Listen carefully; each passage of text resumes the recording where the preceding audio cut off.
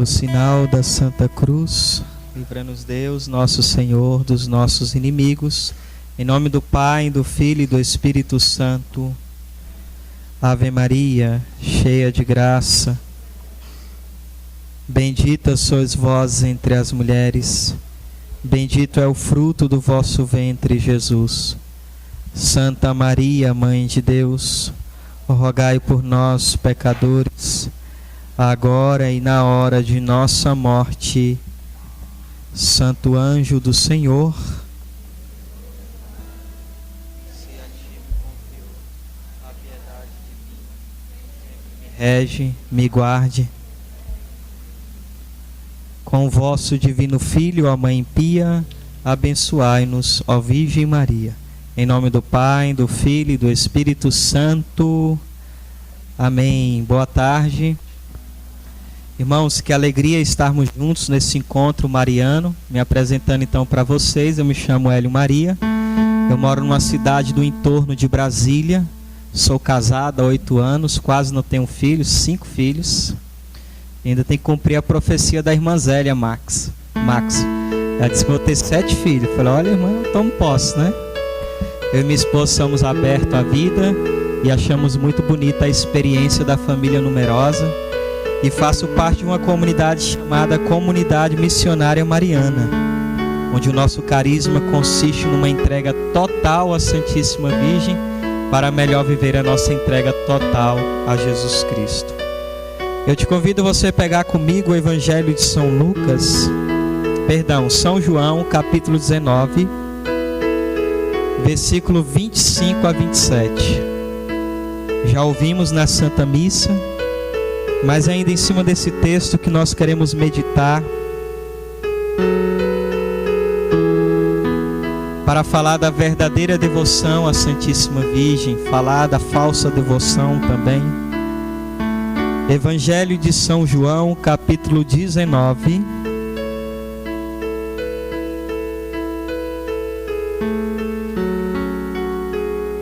versículo 25 em diante.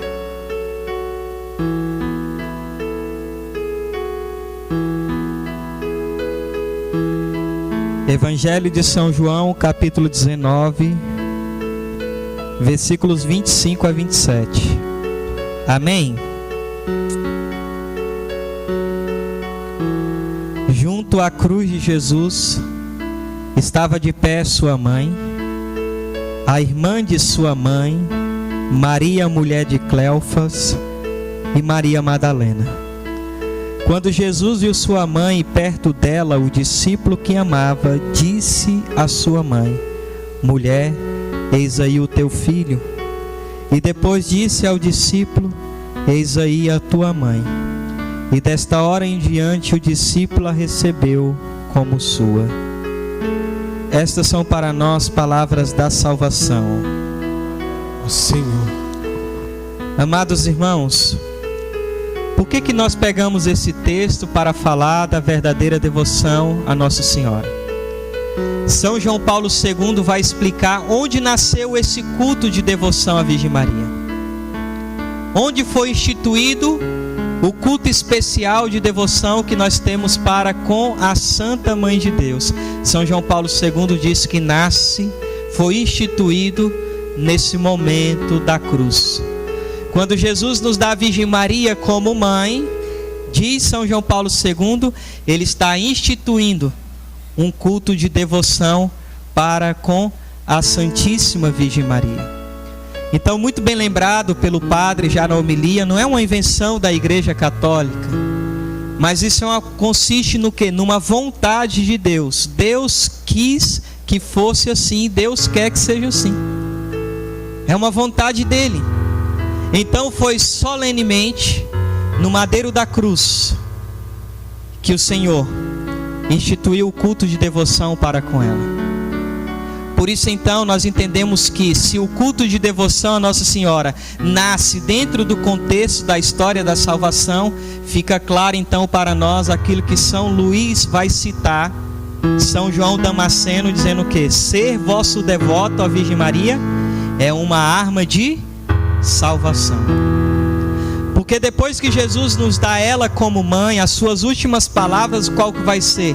Está tudo consumado. Ou seja, a obra da salvação foi acabada, consumada, concluída. E Jesus só disse que a obra da salvação estava acabada, consumada, depois que nos deu a Virgem Maria como mãe. Fica claro então para nós a importância da devoção a ela. Por que eu preciso então, Hélio Maria, ser devoto da Virgem Maria?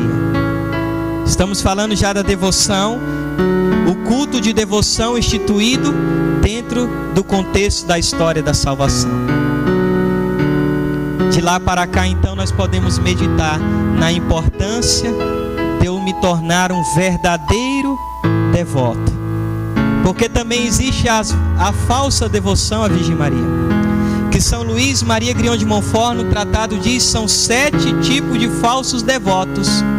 Nós vamos daqui a pouco analisar um por um. Mas antes de entrar na falsa devoção, é necessário primeiro entender o que é devoção. O que é devoção? Que está tanto nos nossos lábios. Eu sou devoto da Virgem Maria, eu sou devoto de tal santo, tá? Mas o que é a devoção? Palavra devoção significa doação. Quando eu falo que eu sou devoto da Virgem Maria, então eu estou dizendo o quê? Que eu me doei a ela. Santo Tomás de Aquino chega a dizer que a palavra devoção significa um dar-se. Não um dar-se de qualquer jeito, mas um dar-se prontamente. E o Concílio Vaticano II, na Lumen Gentium, vai nos ensinar que a verdadeira devoção consiste não no sentimentalismo, só na euforia, mas a verdadeira devoção a Nossa Senhora consiste na imitação das suas virtudes. Quando eu falo que sou devoto de Nossa Senhora, isto quer dizer que eu estou me dando a ela, mas além de estar me dando a ela, eu devo o quê? Imitar as virtudes de Nossa Senhora.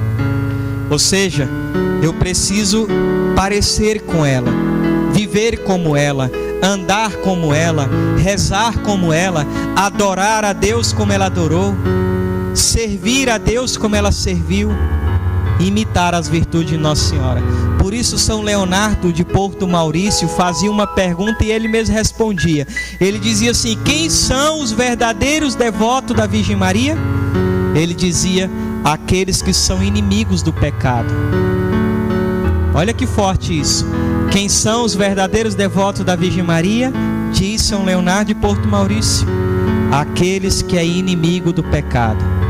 O Papa Pio X diz: se eu abro a boca para dizer que sou devoto da Virgem Maria, mas essa devoção não me leva a mudar de vida, eu ainda não sou um devoto da Virgem Maria.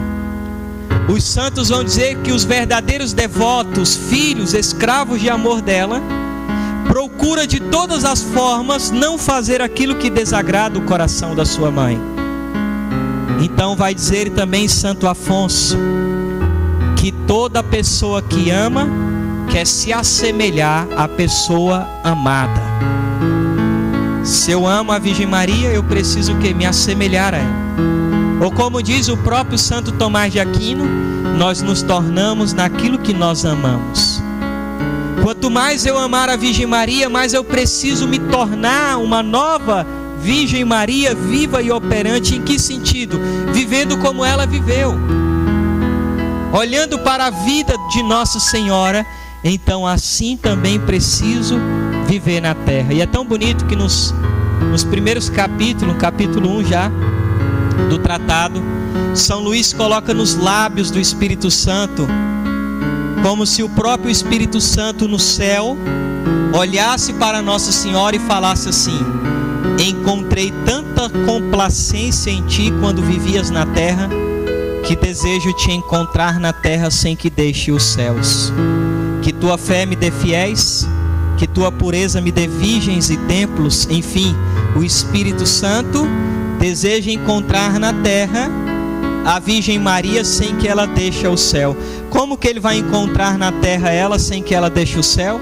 Encontrar em nós a alma da sua esposa amada, como o próprio São Luís fala no tratado.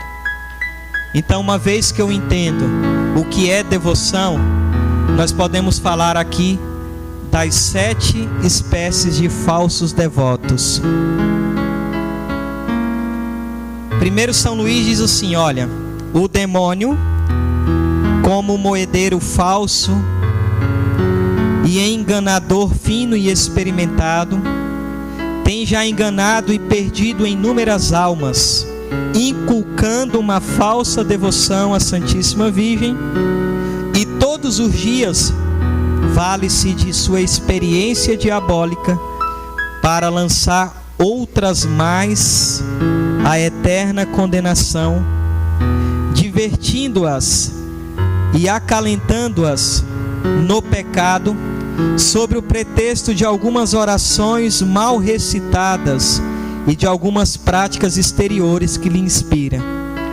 Como o moedeiro falso só falsifica ordinariamente moedas de ouro e prata, raras vezes imitando os outros metais, que não compensa o trabalho, do mesmo modo o espírito maligno não se detém em falsificar outras devoções que não sejam as de Jesus Cristo e as da Santíssima Virgem, a Santa Comunhão e a Virgem Santíssima, pois são essas como ouro e prata entre os metais. Então, ou seja, um falso moedeiro não vai falsificar uma moeda que não tem valor. Ele vai querer falsificar as moedas que são mais caras, aqui diz São Luís, como a de ouro e de prata. Então o demônio vai querer falsificar não qualquer tipo de devoção, mas as devoções que são mais caras, mais preciosas, isto é, Jesus sacramentado e a Virgem Maria. Então aí aqui São Luís fala: conheço 7 tipos de falsos devotos. O primeiro falsos devotos que São Luís apresenta são os críticos. São Luís está dizendo que os críticos são pessoas fortes, né?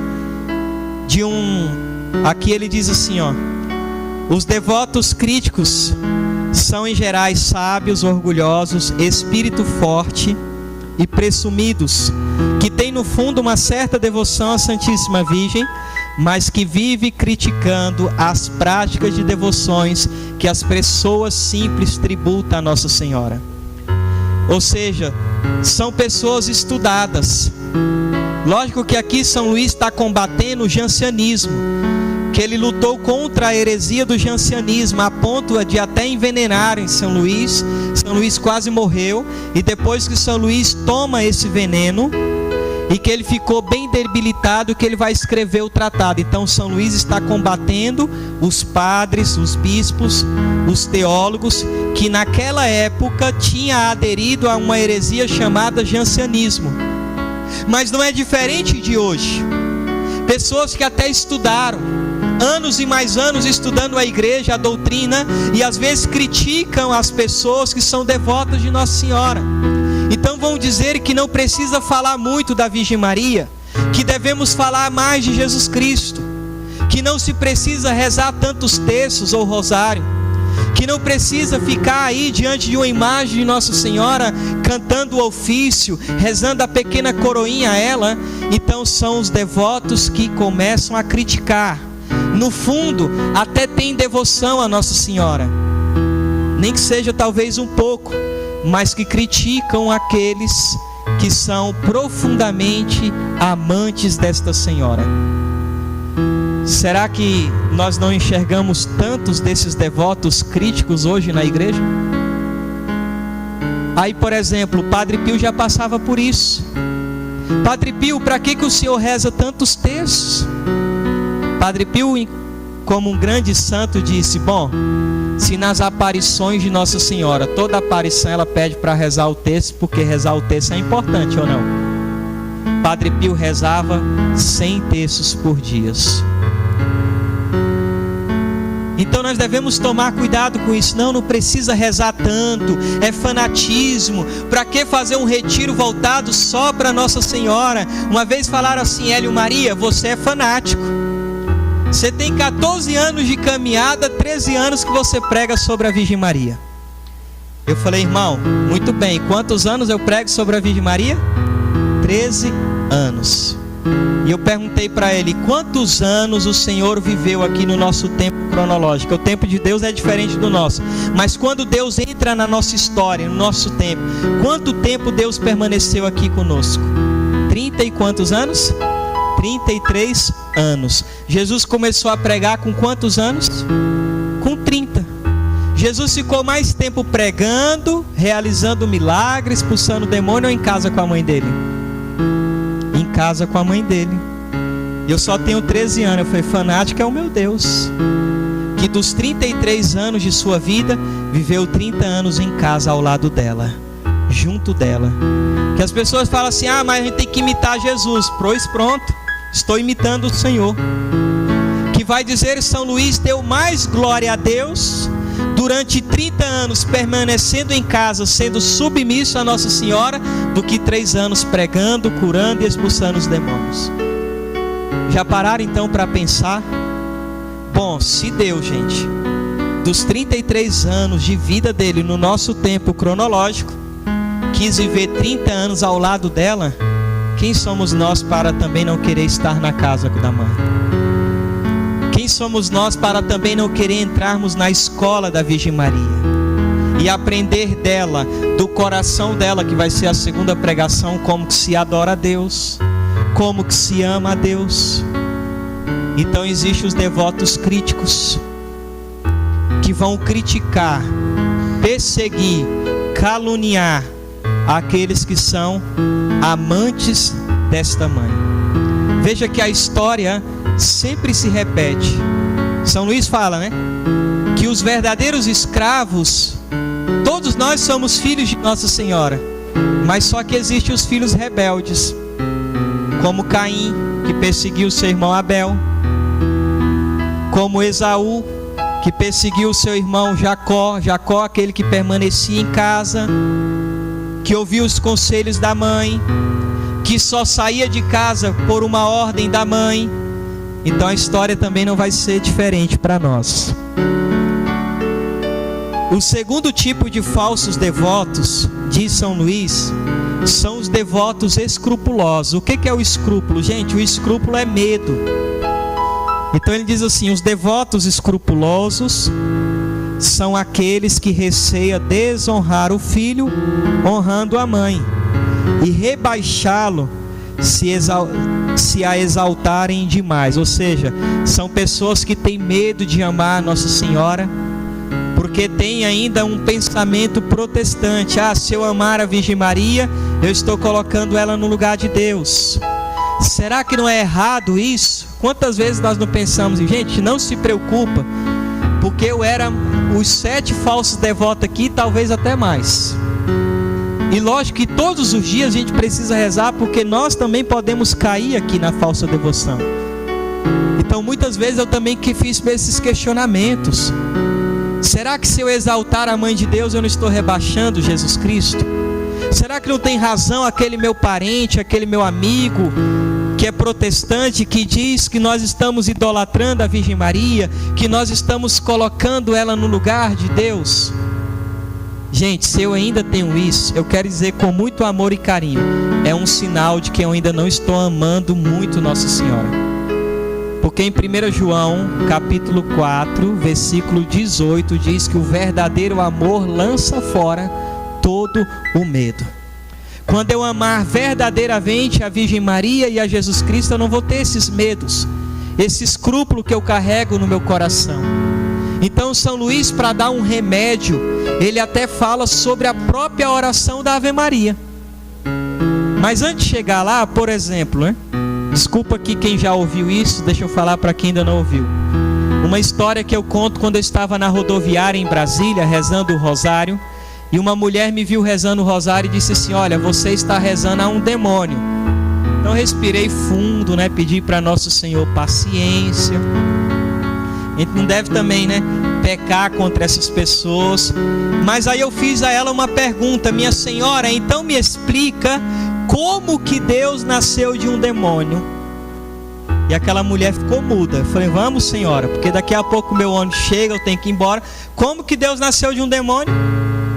Porque Porque se a Virgem Maria é um demônio e Cristo nasceu dela, eu falei para ela, eu e a senhora vivem uma palhaçada, uma ilusão. Não é melhor, gente, o que a gente está fazendo aqui na igreja?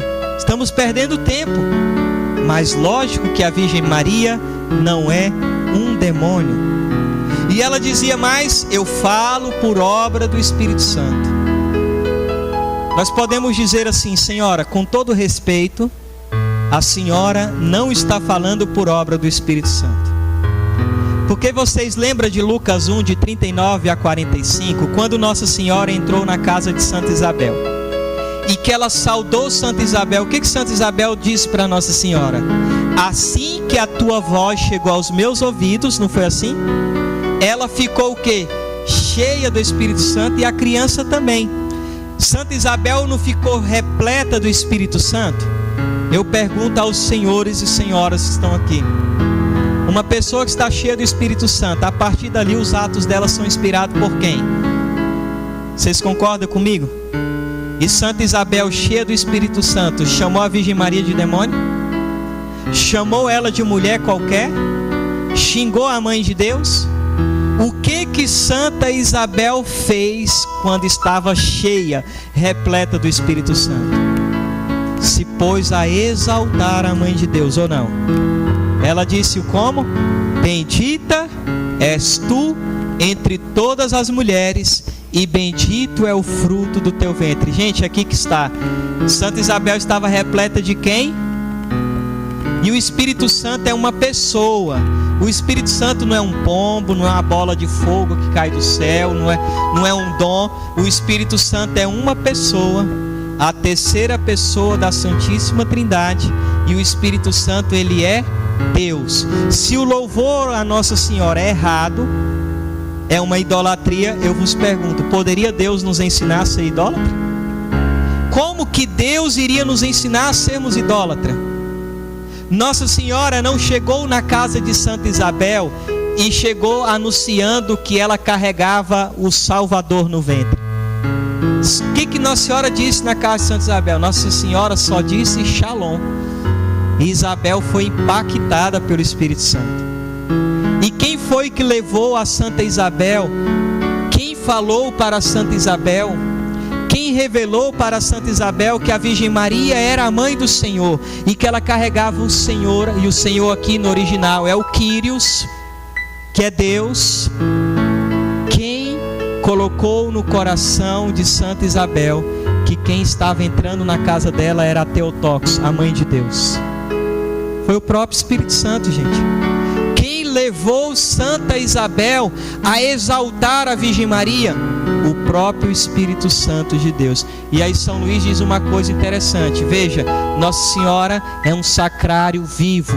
Jesus Cristo está no ventre dela. Santa Isabel saudou primeiro a mãe ou o filho? Saudou primeiro quem? A mãe. É o que São Luís diz aqui, ó. Primeiro ela disse: bendita és tu entre todas as mulheres. E depois disse: bendito é o fruto do teu ventre. Olha só, para que isso? Para nos mostrar que nós não devemos ter medo de exaltar a mãe de Deus. Sabe por quê, gente? Santo Alberto Magno disse que nós nunca iremos exaltar a Virgem Maria como Deus a exaltou.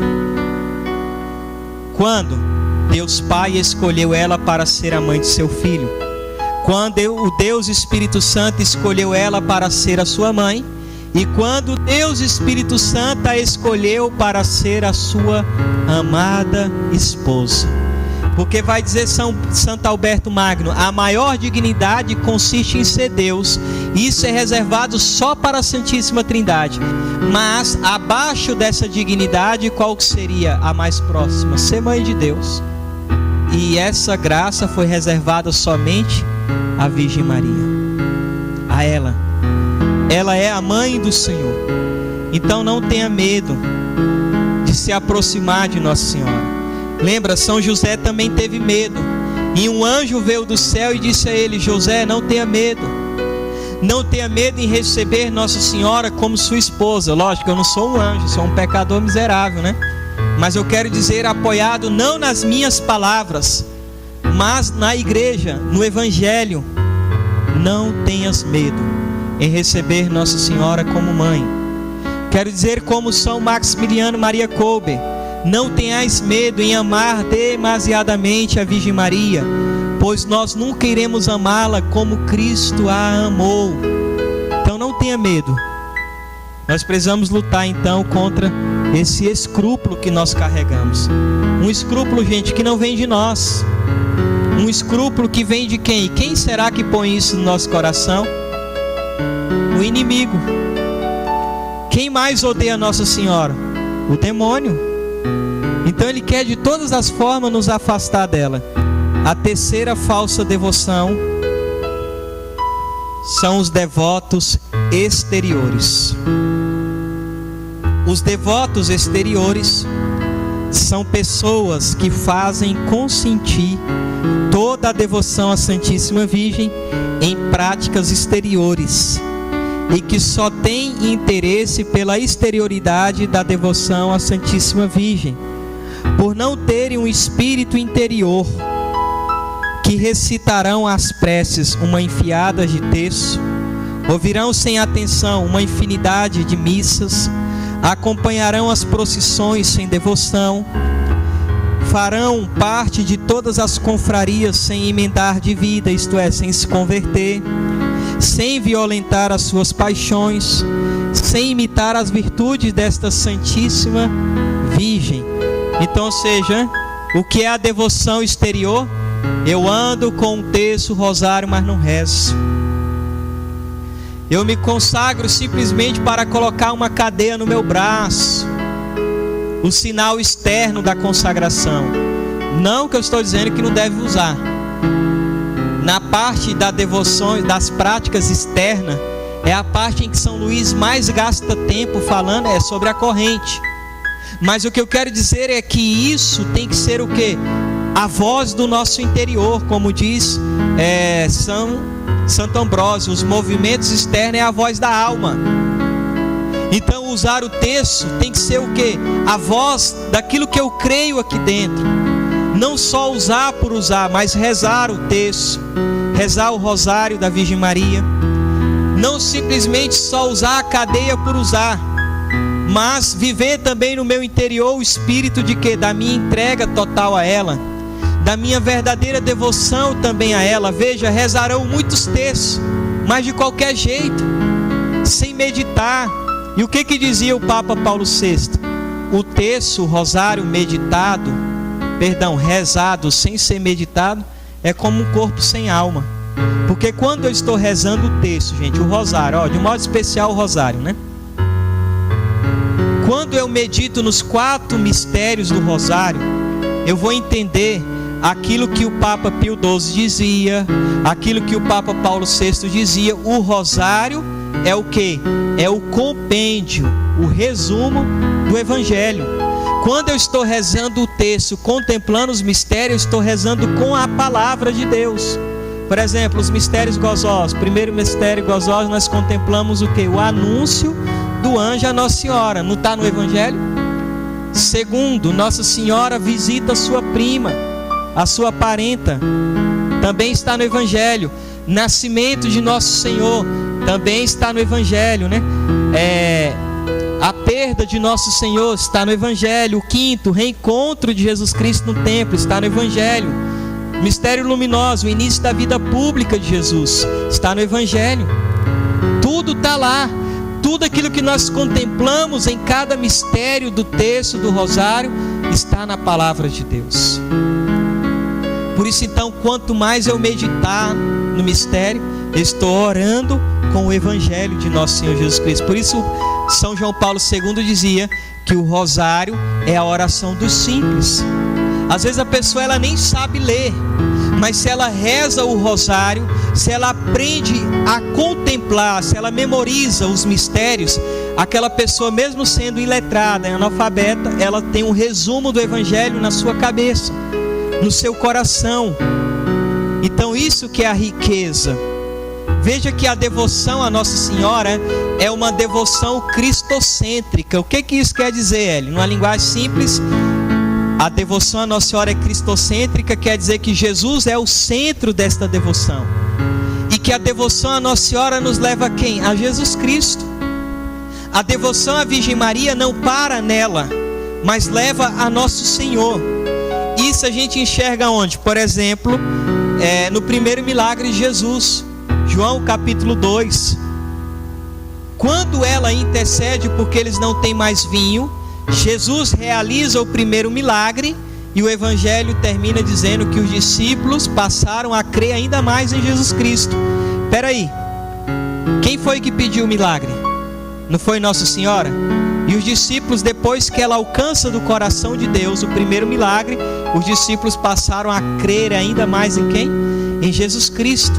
Veja que o fim último desta devoção, quem é? É Ele. Por que nós nos consagramos a Nossa Senhora? Vai dizer em São João Paulo II, para melhor ser consagrado a Deus. E onde nós fomos consagrados a Nosso Senhor?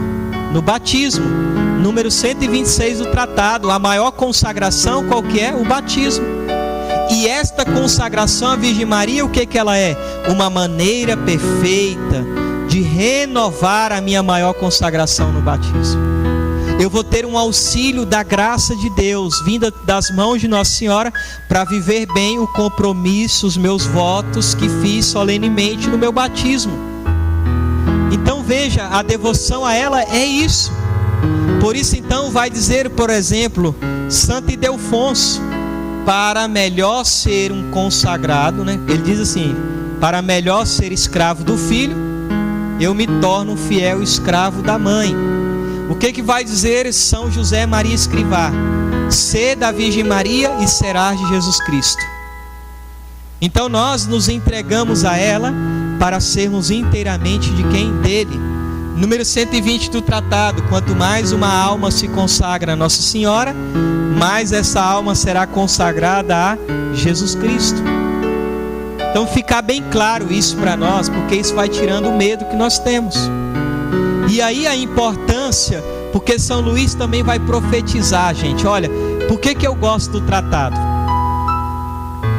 O tratado é um livro espiritual, um livro místico. Se você ler o tratado 10 vezes você vai encontrar algo de novo nesse livro.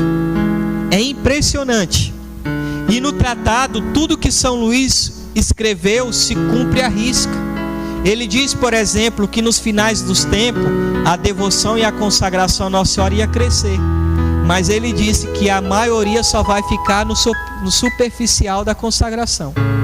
A maioria do povo que vai consagrar vai ficar só no exterior da consagração. Eu quero pertencer a todos os movimentos que é de Nossa Senhora. Eu rezo o texto sem meditar, as preces. Eu estou na missa conversando. Não é aqui que ele falou? Eu estou nas procissões. Olha, teve agora uma procissão do Corpus Christi, não foi? Na quinta-feira. Eu fiquei vendo, gente, a procissão é para quê? Para testemunhar a nossa fé. Em quem? Na presença real de Cristo. Aonde? Nas ruas. Só que como que eu vou testemunhar? Pelo menos na minha paróquia eu vi muito isso. As pessoas conversavam a procissão toda. Bom, se eu acredito que na frente está o meu Deus, como é que eu devo acompanhar? Conversando? Eu deveria acompanhar rezando, adorando, né? Sobretudo como era publicamente, rezando no meu coração: Senhor, eu creio, adoro, espero, amo-vos, peço-vos perdão por aquele. Ou seja, não, como é que os católicos fizeram a procissão do corpo e do sangue de Nosso Senhor? Conversando. Quando eu olho para isso, eu questiono no meu coração: será que nós de fato acreditamos que Jesus está ali? Porque se nós acreditássemos, nós pararíamos de tratá-lo como pão. Se eu acredito que Ele é Deus, como que eu ainda trato Ele como pão? Como se eu ainda não tenho respeito com Deus? Como se eu estou ali na procissão, Santíssimo Sacramento, eu estou conversando. Eu não estou nem aí para o mistério que eu estou vivendo. Lógico, se era ignorância, né? Agora a gente está aprendendo. A mesma coisa na Santa Missa. Então tudo isso vai mudando, gente, na nossa vida. Quando a gente sai da falsa devoção, eu agora não sou um falso devoto exterior. Eu começo a rezar, eu começo a entrar na escola da Virgem Maria. Eu começo a entrar na escola daquela que o Papa Paulo VI chama de mestra da vida espiritual. Por isso, todo um verdadeiro escravo, veja como ele participa da missa. Veja como ele comunga. Veja como ele adora. Veja como ele luta. Não que nós não pecamos. Infelizmente, nós somos doentes depois do pecado original. E nós muitas vezes vamos dizer, como o próprio apóstolo São Paulo diz na carta aos Romanos: eu não faço o bem que quero, mas faço o mal que não quero. Só que um verdadeiro consagrado, um verdadeiro devoto de Nossa Senhora, não faz do seu pecado um projeto de vida. Quando a gente cai, a gente chora os nossos pecados, a gente se confessa o mais rápido possível, a gente sacode a poeira do pé e se levanta para seguir o nosso caminho, pedindo a Nossa Senhora que nos ajude para que todos os dias nós sejamos melhores.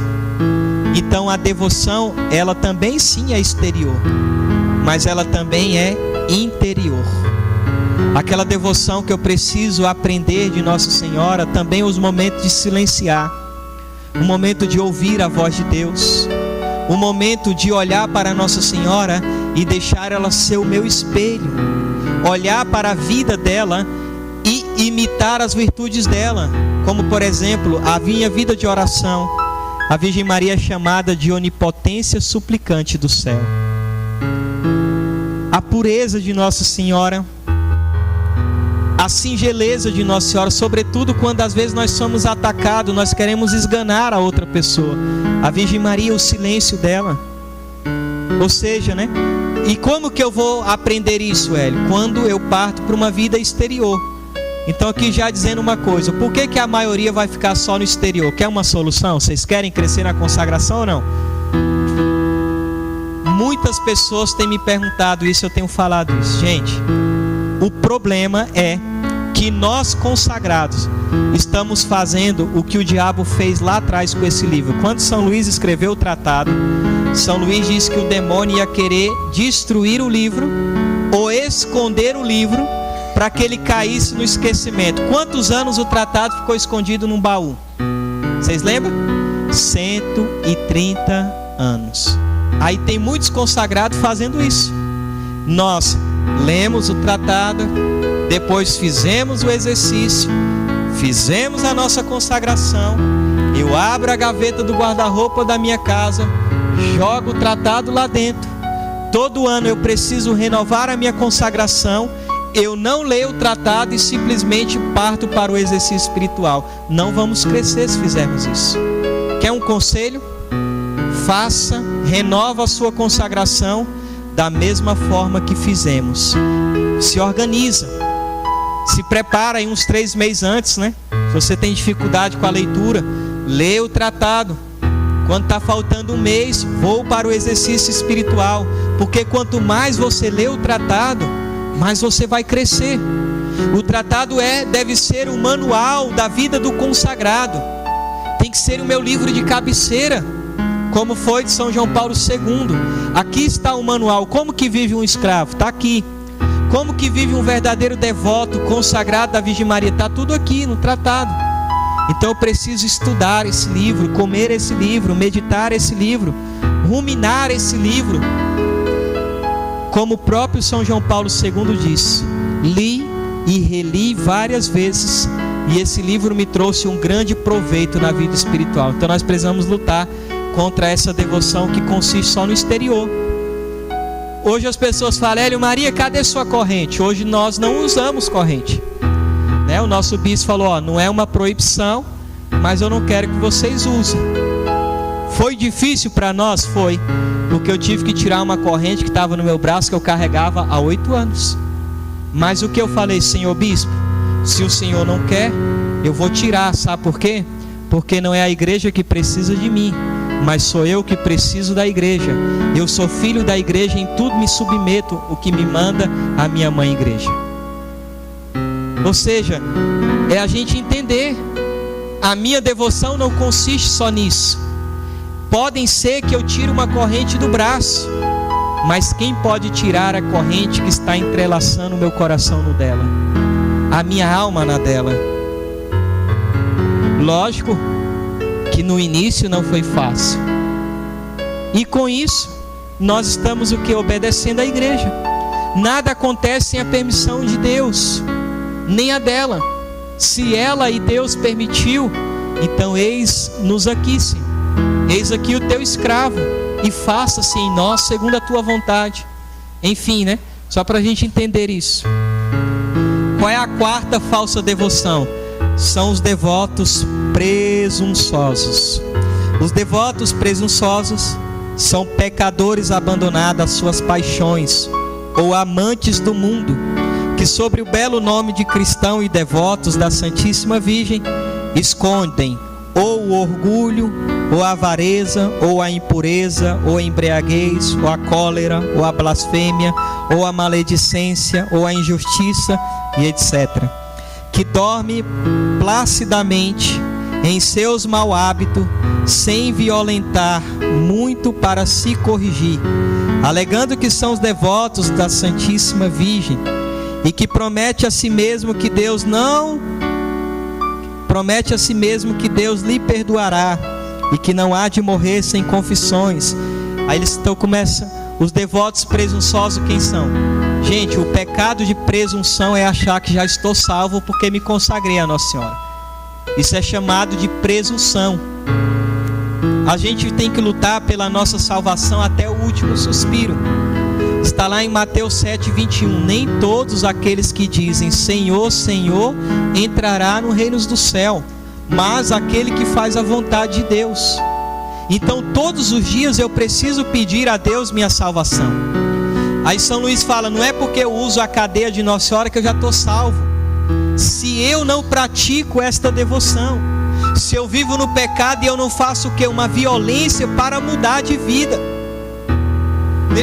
Aqui ele não está condenando, não é o simples fato que o consagrado não pode mais pecar.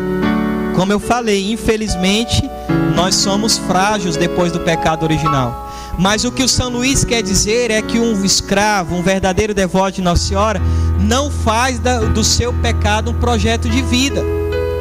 São pessoas que quando caem, o que elas fazem? Violência.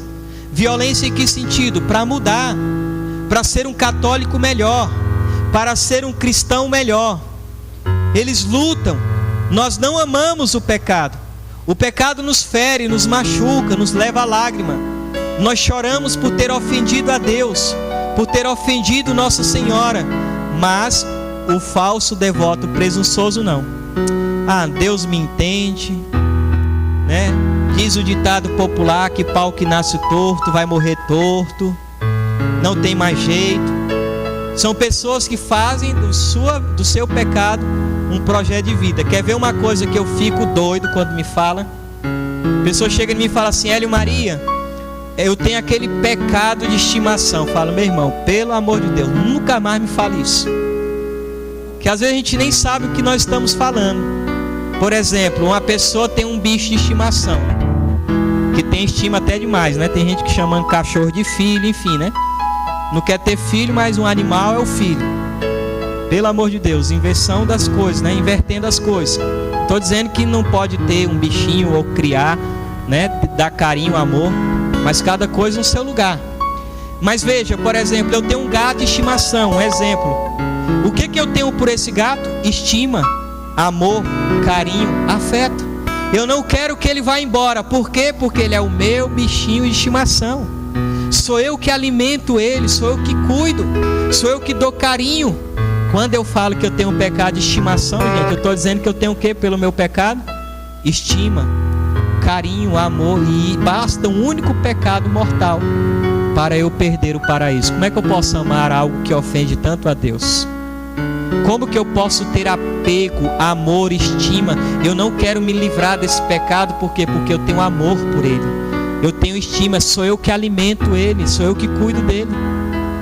Como que eu posso querer viver algo, ter carinho e amor por algo que ofende tanto Nosso Senhor?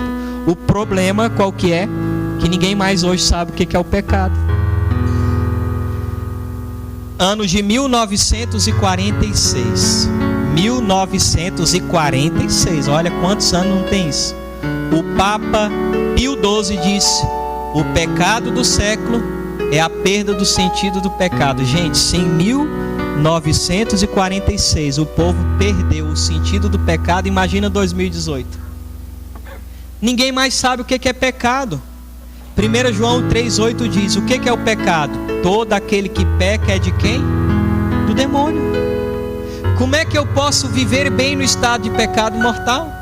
Olha que aqui eu estou sendo leve com vocês. Lá na comunidade, a pessoa está lá na missa uma semana, não comunga. Não comunga por quê? Porque está em pecado mortal. Lógico, não deve comungar mesmo. Mas por que não vai se confessar? Aí passou mais uma semana, eu falei: ô abençoado, você não vai se confessar não? Tu está esperando o quê? A morte para ir para o inferno? Aí quando é filho, né? A gente pode pegar mais duro, né? Porque basta um só pecado mortal para eu perder a eternidade, gente. Todo aquele que peca é do diabo. Gênesis 3,15. Porém inimizade entre tu e a mulher, entre a tua descendência dela. Gente, a devoção à Nossa Senhora é isso. Ou eu sou dela, ou eu sou dele. Não tem meio termo. O evangelho também é isso. Mateus 5, não é? 37. Sim, sim, não, não. Passando disso é de quem? Do demônio. O que está escrito em Tiago 5,12? Que o teu sim seja sim, que o teu não seja não. Não é assim? O que está escrito em 2 Coríntios 1,18? Não existe um sim logo após um não. O que está escrito em Apocalipse 3,15? Ou quente ou frio, porque morno Deus vomita. Não tem meio termo. Ou nós somos ou não somos. Mateus 6,24. Nós não podemos servir dois senhores ao mesmo tempo. Aqui fala que os devotos presunçosos são amantes do mundo. São pessoas que querem conciliar Deus com o mundo. E o que está escrito em 1 João 2,14? Não ameis o mundo e nem as coisas do mundo, porque aquele que ama o mundo não está nele o amor de quem? Do Pai. Tiago 4,4. Adúlteros, não sabeis que o amor do mundo é abominável por Deus, e aquele que se torna amigo do mundo constituiu-se inimigo de Deus. Quem é o príncipe deste mundo, gente? É entender que eu estou aqui de quê? De passagem. Filipenses 3,20. Nós, porém, somos cidadãos do céu. Entender aquilo que está na carta de Hebreus. Nós não temos uma cidade permanente aqui, mas nós estamos em busca da futura. Que cidade futura é essa? Paraíso. Minha casa, minha vida não é do governo corrupto, maldito que nós temos. Minha casa, minha vida é o céu, gente. É o paraíso. Então não devo ser um amante do mundo, como São Luís fala, que nós somos mais apegados a essa terra do que os sapos, mais orgulhosos do que os pavões. Não, nós estamos aqui de passagem. O nosso lugar é o céu. E a minha cadeia que me prende a Nossa Senhora, o que isso quer dizer? Que o meu coração está ancorado no céu. O meu coração está preso naquilo que não passa, naquilo que é eterno. Enfim, vamos pular por causa do nosso tempo, né? Então os escravos podem até pecar, sim, né? Não no sentido que eu estou dizendo está liberado pecar. Quando eu digo pode pecar, infelizmente nós vamos cair em algumas vezes da nossa vida. Mas o escravo não faz do pecado o seu projeto de vida. A quinta falsa devoção são os inconstantes. Essa é a que nós mais podemos cair, gente. A gente começa a rezar o rosário todos os dias, 1000 Ave Maria. Eu quero rezar 4 rosários por dia. Eu rezei 1000 Ave Maria. Vou rezar a coroinha de Nossa Senhora. Vou cantar o ofício, a ladainha. A gente começa no início, tudo é muito bom, gente. Daqui a pouco eu já não faço mais nada. Então o próprio São Luís fala: vai com calma, não abraça tudo. Abraça aquilo que você vai conseguir cumprir bem. Se você ainda, não estou dizendo que a partir de hoje, né, o ideal seria nós rezarmos o rosário, mas quem não tem costume, começa aos poucos. Vai sendo fiel no terço de cada dia. Depois quem sabe 2 terços, 3 terços. Depois quem sabe o rosário fielmente todos os dias. Então pegue mesmo, seja coisas poucas, mas faça com amor, com carinho, com devoção, com fidelidade. Porque qual é o sinal da inconstância? É a lua, né? Um dia é lua cheia. Qual é os nomes aí? Eu não sei nada de escola, gente. Só minguante, né? Lua cheia, não sei mais o que. Não é assim? A lua sempre está em mudança. Então a lua é sinal da inconstância. O que Nossa Senhora tem sobre os pés? A lua. A Virgem Maria não gosta da inconstância, e ela tem a inconstância sobre os seus pés. É uma das coisas que eu fico muito triste comigo mesmo, quando eu sou um falso devoto inconstante. Mas aqui, para não colocar também escrúpulo, deixa eu dizer uma coisa: aqui ninguém é monge, né? Então o próprio São Luís fala assim, por exemplo, eu rezo o rosário, vamos procurar, né? Vamos dizer que nós rezamos o rosário todos os dias, e teve um dia que você não rezou o rosário porque você estava cumprindo o que era próprio do seu estado de vida, né? Teve que fazer, sei lá, comida, cuidar das crianças, o trabalho, né? Enfim, nós estava cumprindo o que era próprio do meu estado de vida, e eu não consegui rezar o rosário naquele dia. Rezei ainda um terço ou 2 terços, não sei, mas não rezei o rosário. São Luís fala que não há pecado nisso, porque cumprir o que é próprio do estado de vida é se santificar também. Agora, aonde está o problema? É um final de semana, domingão, né? Eu não estou trabalhando, estou esparramado lá no sofá e não rezei por preguiça. Nisso que está a inconstância. Nisso que está aquilo que ofende o coração de Deus, né? E de Nossa Senhora. Então lutar, amados, para que sejamos devotos constantes. Porque quanto mais eu for constante na minha oração, quanto mais eu for constante no caminho de Deus, nós seremos beneficiados com isso. O 6º tipo de falsos devotos são os devotos hipócritas. Há também falsos devotos da Santíssima Virgem, os devotos hipócritas, que cobrem os seus pecados e mau hábito com o manto desta Virgem fiel, a fim de passarem aos olhos do mundo por aquilo que não são. Aí nós vivemos de quê? De fingimento. Na igreja eu sou piedoso, em casa eu sou um jumento batizado. Primeira coisa que minha mulher fala, eu dou coice nela, dou coice em todo mundo. Em casa eu não tenho uma virtude. Eu falo palavrão, eu xingo, eu não rezo em casa. Gente, teve uma coisa que um padre fez que chocou o povo, né? O povo só ficava assistindo novela, e era uma novela bem depravada na época. O padre botou, sabe, esses data show. Na hora da homilia, o padre colocou a novela. O povo ficou doido. Padre, pelo amor de Deus, como é que o senhor faz um negócio desse? Isso é heresia. Aí o padre tirou e falou bem assim: ué, na igreja não pode? Aí o povo: não, não. E na tua casa pode, que é a igreja doméstica? Então aquilo que nós somos na igreja de Cristo, nós também precisamos ser na igreja doméstica, que é a nossa casa. A nossa casa é um lugar santo. A nossa casa também precisa ser uma igreja doméstica, o lugar onde eu rezo com minha esposa, meus filhos, onde nós falamos de Deus, o lugar onde eu também preciso dizer não ao pecado. Então, nós não podemos ser esse tipo de falsos devotos, que na frente da minha mãe eu finjo ser uma coisa. Eu estou lá na igreja, aí eu me cubro com o manto dela, eu sou a pessoa mais silenciosa, mais piedosa para o Senhor. Não, nós precisamos ser isso aonde quer que estejamos. Não só também na nossa casa, mas no trabalho, lá na tua faculdade, né? O povo está contando piada e você não está rindo daquilo. Eu fico vendo, gente, se ainda conta piada na minha frente, isso é um sinal de quê? Que eu não me posicionei como um cristão. Eu falo porque quando eu me converti, eu ainda brincava de bola com os meninos. Quando eles iam... Para a conversa que o Hélio está aí. Por quê?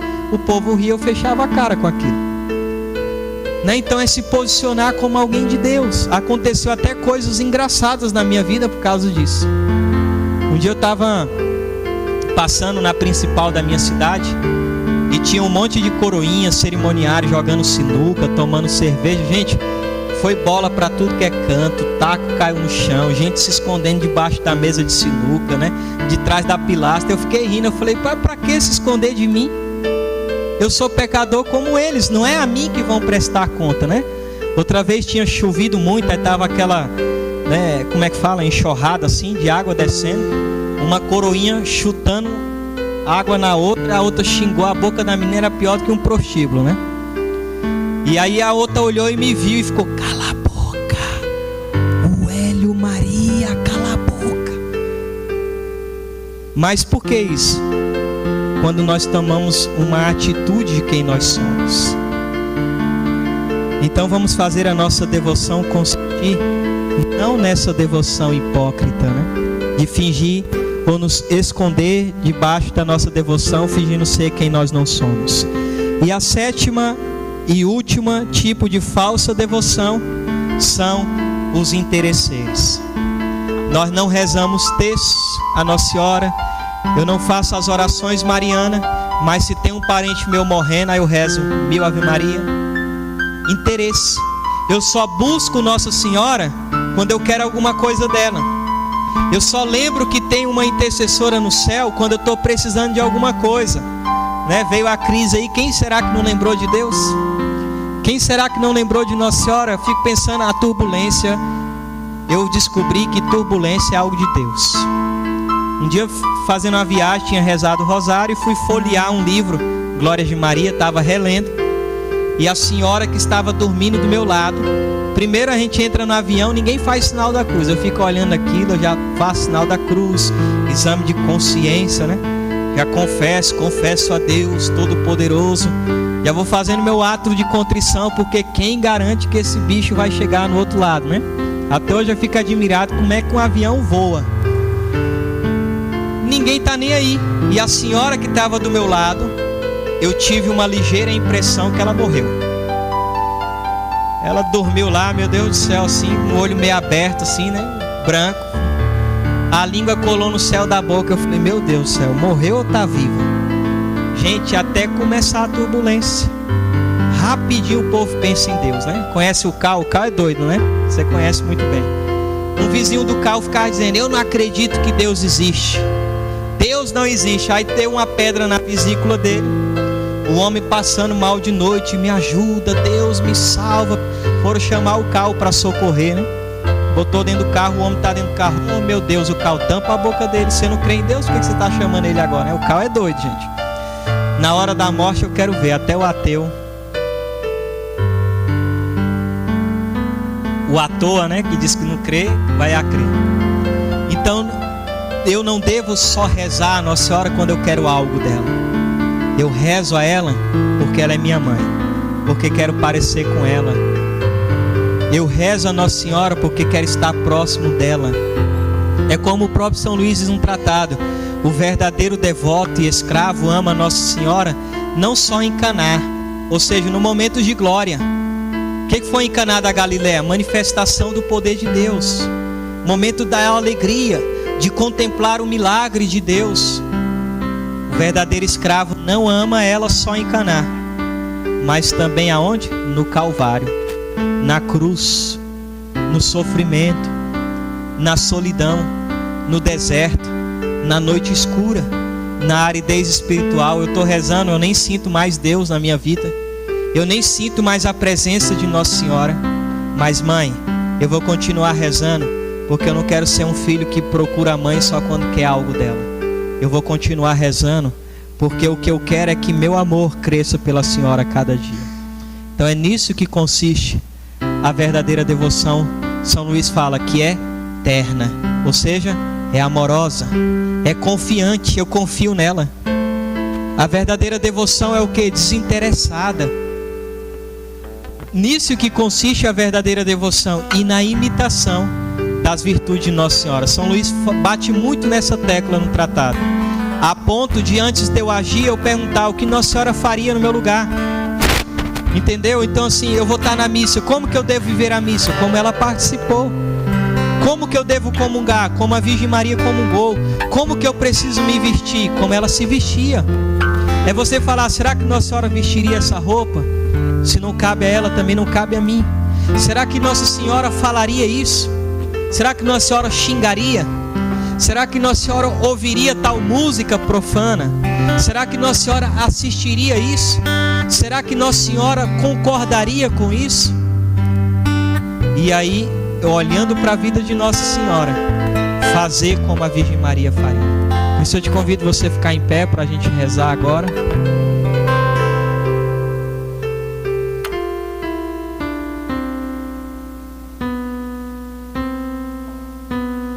Feche os teus olhos. A verdadeira devoção é aquela que imita as virtudes.